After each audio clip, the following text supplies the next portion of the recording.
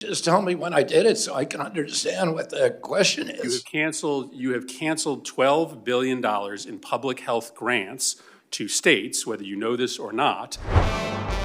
Look, oftentimes congressional hearings are a little bit of a shit show, right? That's kind of the way it works. You have a witness that's there to obfuscate, to try to not answer any questions, to filibuster, to distract. And then you've got someone who is attempting to get an answer. Usually, generally, in a perfect world, that's what it would be. In the Donald Trump age, that's really not how it works. It goes beyond that. It goes just into bananas land. And that's what we witnessed yesterday with this RFK hearing, where, again, another video, 2 days in a row talking about Chris Murphy. He's doing a good job. He is making up for past mistakes like voting for Marco Rubio to be confirmed as Secretary of State. And I think he's taking his role seriously in his making amends to the American people. And I, for one, am here for it. Look, I level criticisms at politicians of both parties, and I always will. If you make a mistake, you will be held accountable rhetorically from me and people like me. And that's the way it should be. It shouldn't matter what your political party is. If you step in it, you should be called out. And if you try to cover for your mistakes, to make up for your mistakes, not cover for them, you also should be heralded. It should be made public. And that's what this effort is here. So Chris Murphy questioning RFK Jr., a vile conspiracy, a know-nothing, I would say a do-nothing, except for he's not doing nothing. He's destroying the Department of Health and Human Services. He is endangering the lives of Americans by promoting not using vaccines, not getting your children vaccinated. He will give a little service to vaccines only as an effort to cover for himself and his weird conspiracy theories that hold no water, and he is now in a position to put them into action. So this is RFK Jr., it's just a nightmare.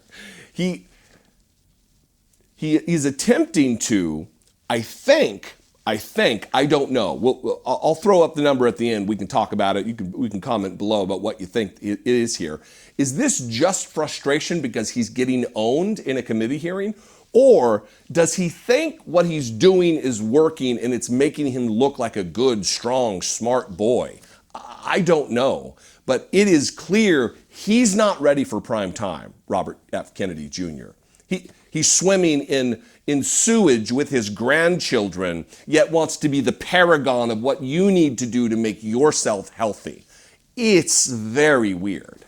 But here is Chris Murphy holding RFK's feet to the fire about his cuts to HHS, his destruction of the American healthcare system, and his conspiracy theories surrounding vaccines.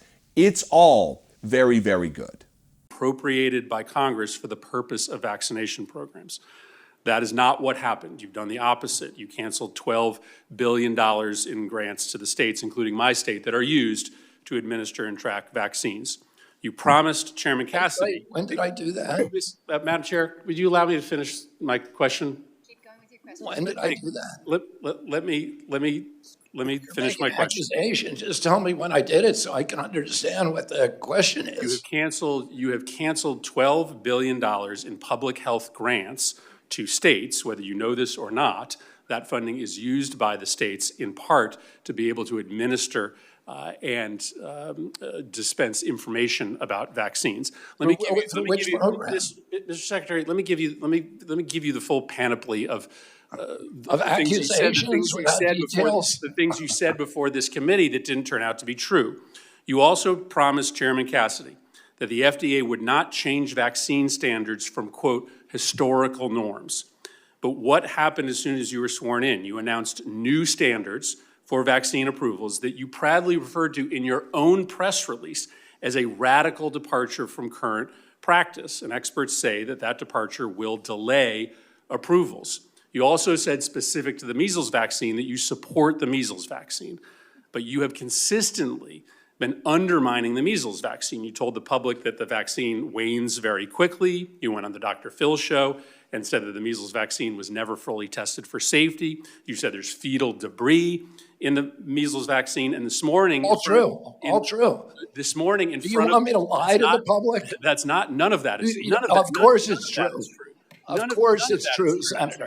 Senator, begging your product, you do not know what you're talking Submit about. for the record. Let's have a little bit of order so that you can get Madam your Chair, question I'm and we can get I didn't this ask, statement. I didn't ask for a response yet. I I'd understand like to that. lay out the predicate of my question before I'm interrupted by the witness. He should Go have some ahead. respect for this committee. Go ahead. Just this morning in front of the House of Representatives, you also said that you in fact would not recommend that kids get vaccinated for measles. You said you would just lay out the pros and cons. Okay, so this is the summation of everything that you have said to compromise people's faith in the measles vaccine in particular is contrary to what you said before this committee. You said you support the measles vaccine, but then you have laid out a set of facts that are contested, and I will submit information for the record from experts who contest what you've said about the vaccine, and the result is to undermine faith in the vaccine. It's kind of like saying, listen, I think you should swim in that lake, but you know, the lake is probably toxic, and there's probably a ton of snakes and alligators in that lake, but I think you should swim in it. So when you get caught, when you get busted being a conspiracy theory idiot, when you get busted with facts, with data, with research, with reality, what do? You throw a tantrum, you freak out, you whine, you make faces like a little child. That's what you just witnessed. Chris Murphy, he brought the receipts. Those were facts. And RFK, because he knows that they are, it makes him look like a crackpot, he just throws a tantrum. And then the committee chairwoman, she steps in to try to make it better. Oh, we're going to try to cover here. Hey, let's keep it civil. She's preaching at Chris Murphy, who's like, hey, listen, I'm just asking questions here. He's interrupting me. Why are you trying to say order? It's because this is what the Republican Party does. It's covering for one another, trying to make it look like it's normal when it is anything but normal. We have never had an incompetent idiot, a self-dealing, unethical, immoral, maybe amoral moron like Robert Kennedy Jr., maybe in the entirety of the cabinet outside of a Trump administration.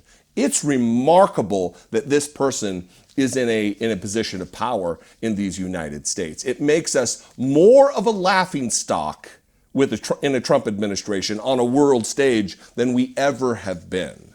The addition of Robert F. Kennedy Jr. is nothing but a detriment. Over 1,000 cases of measles right now. Children are dying of the measles. A disease like back in 2000 we deemed eradicated. It's not a problem anymore because MMR, the mumps, measles, and rubella vaccine, it's taken care of. And now we have over 1,000 cases across the United States, maybe 1,500, maybe 2,000. And children, kids, little kids are dying of a disease that was declared eradicated a quarter century ago because of Robert Kennedy Jr. and his conspiracy theories,